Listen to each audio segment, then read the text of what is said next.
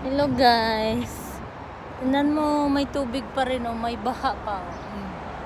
Hindi pa natuyo.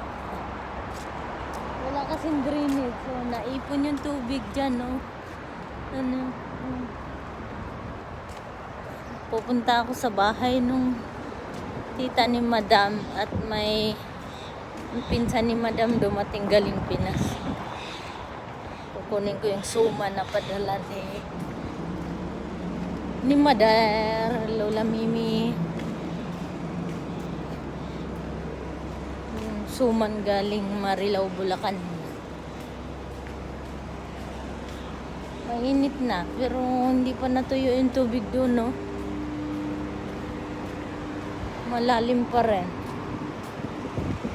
Ewan ko ano na eh. Mainit dito.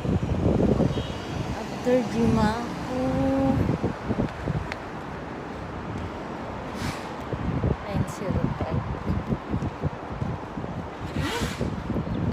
Grabe na tong building na to.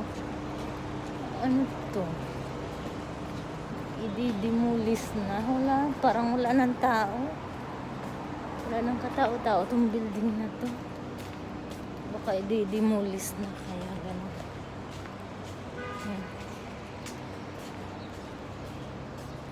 Yan, wala na. Lahat ng tindahan dito sa baba. Wala na laman.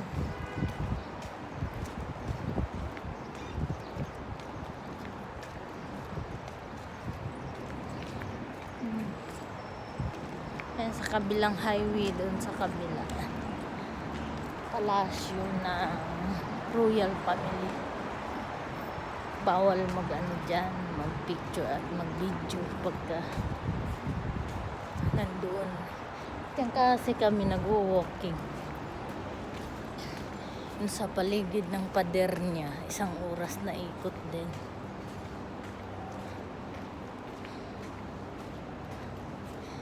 Bawal mag picture dyan pagka dyan magdaan kasi